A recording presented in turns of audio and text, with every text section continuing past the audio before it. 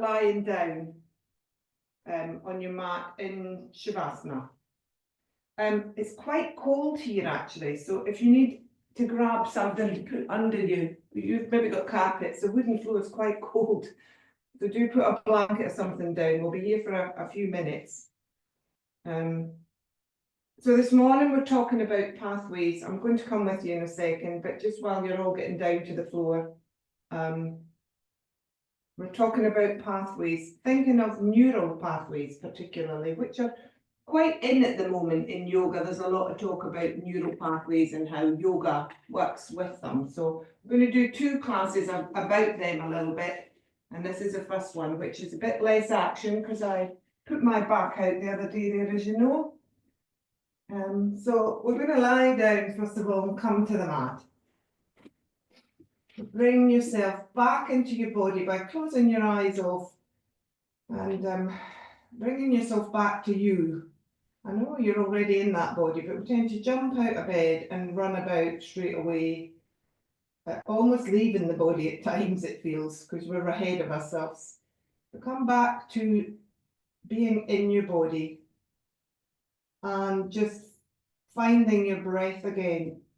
Connect to body and breath. And we're going to begin today at the far end of us by travelling down to your left big toe. Let's go to the left side for a change. So your left big toe. So travel down in your mind's eye, the root down to your big toe. Feel your big toe then and almost visualise it in your mind's eye with your eyes closed. So from that left big toe, then travel along to your ankle on the left side. And take one deep breath in through your nose and out through your nose if it's available, releasing the breath. And then just continue to breathe in between, but when we stop, we're taking deeper breaths in this practice at the moment. So then travelling from your ankle on your left side, in your mind's eye, travel up along your tibia and along your shin, or at the back on your calf, wherever you're going, to your knee. And stop at your left knee and take a deep breath, one deep breath. And release that deep breath from as far in as it's gone, taking it slowly. And then travel from your left knee up through to your left hip. And take a deep breath there.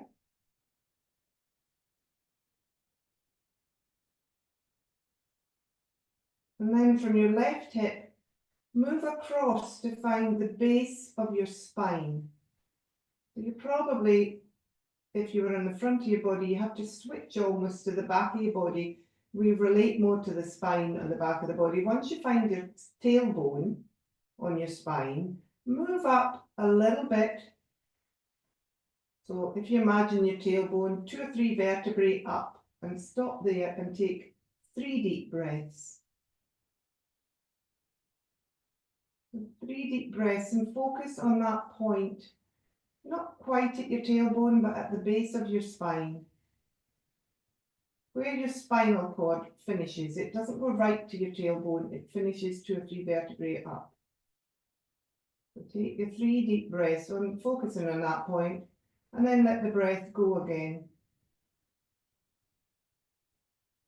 And hopefully you can now feel a connection from your left big toe right up your leg. It may seem a little bit more aware, you may be more aware of it than your right leg. So from the big toe right up through to that spot at the base of your spine.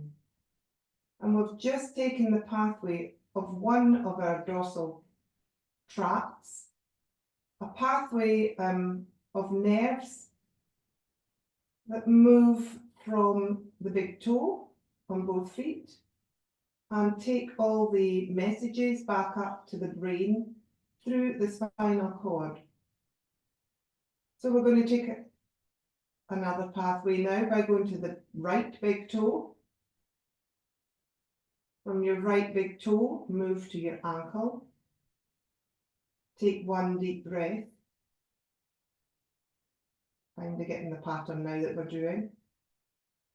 And after that deep breath, move up to your right knee. Stop there. Take a deep breath.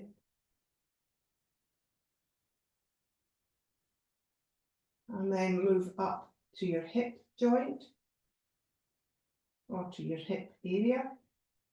And take a deep breath there.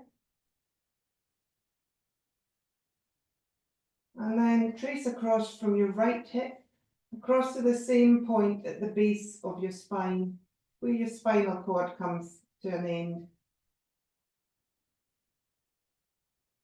So we've just taken the path of another ascending track. We have 10 ascending tracks in the body that move these messages up through our spinal cord to our brain, and vice versa. But the ascending means they go up the way. So they're taking messages from your big toes. So now just wiggle your two big toes.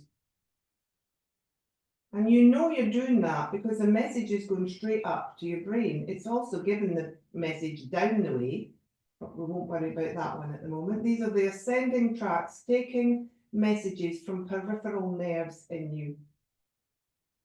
So now back to both big toes. Take your mind down to both big toes. And go to the pad of the big toes on the back of your foot. And then trace along the back of your foot to your heel and your ankle on the back of you, on both legs. And take a deep breath again, focusing on the heel and the back of your ankles. And then move up the back of your calves to the back of your knees. And take one deep breath.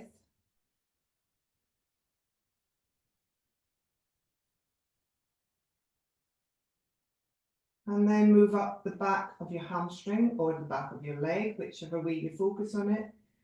And come to your glutes and the back of your hips. Take a deep breath.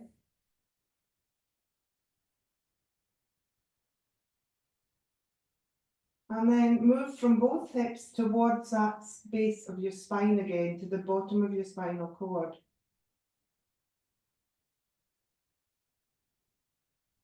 So the pathway you've just taken up the back of both legs is your sciatic nerve, which we will all have heard of, I'm quite sure, and some of you may have sadly have heard of it because of people having aches and pains with it.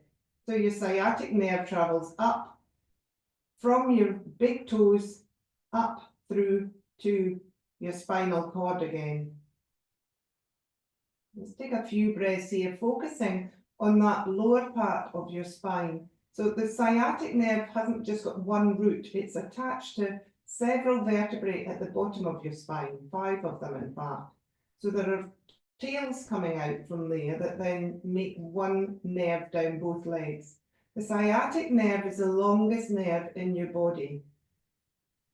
It happens also to be the widest, largest nerve in your body. It's a flat, 2 centimetre wide stringy nerve that goes right down through your leg on either side, on the back of your leg.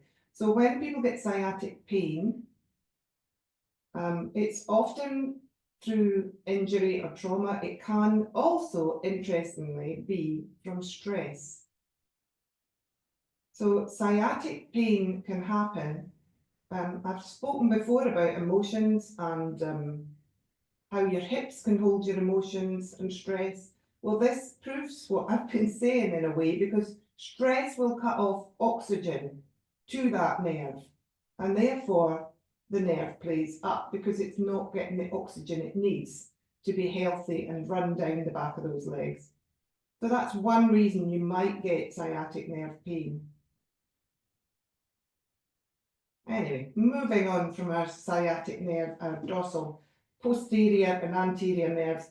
These 3 nerves are just 3 of the nerves that come up through your legs, carrying 86 billion neurons around your body you have, most of them probably in your brain, but neurons all over your body are the nerves that send peripheral messages from the peripheral parts of you.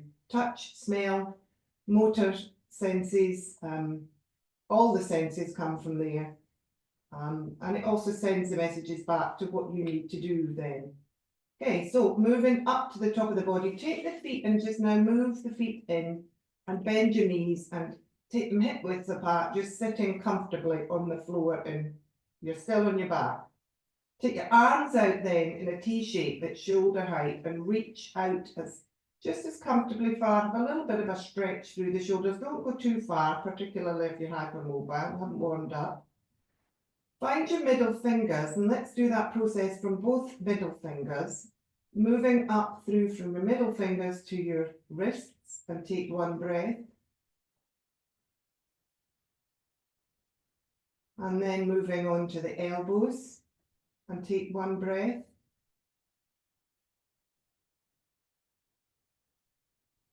Moving up in that pathway to your shoulders, and take a breath. Finding that point then between your shoulders where the spine meets the shoulder girdle, and take a breath.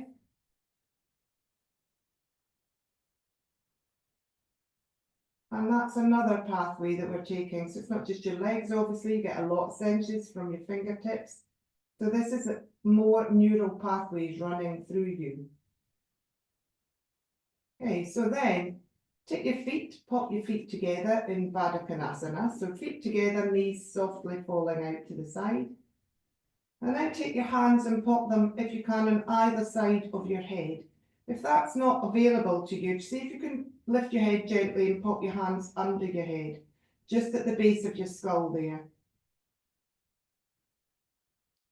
And coming back to that point we just left off, find that spot in your spinal area, your spinal cord, if you imagine, between your shoulder blades, and then travel up from there to your throat and take a breath.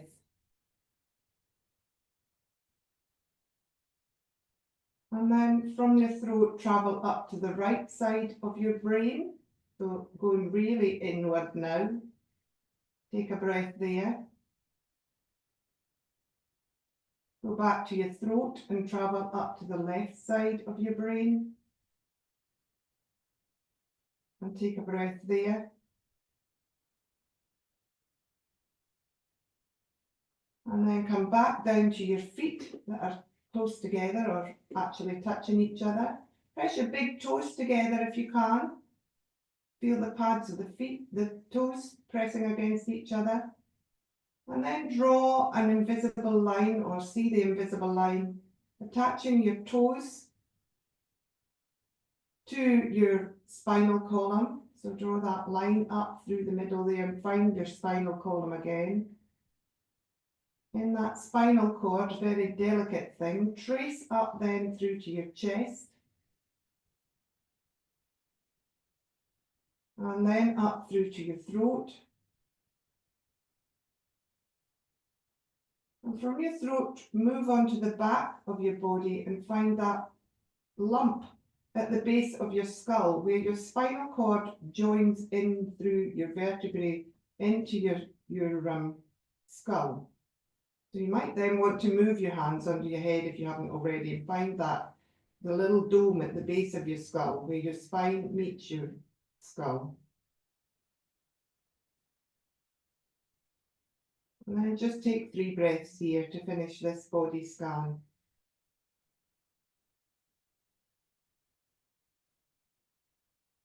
So we're just following a couple of the many connections in our bodies. We have 100 trillion connections between all these neurons in the pathways. A lot of them again in the brain. Okay, so then we're going to start to move a little bit. I hear you cheering, Lorna. Bring your knees gently back up together.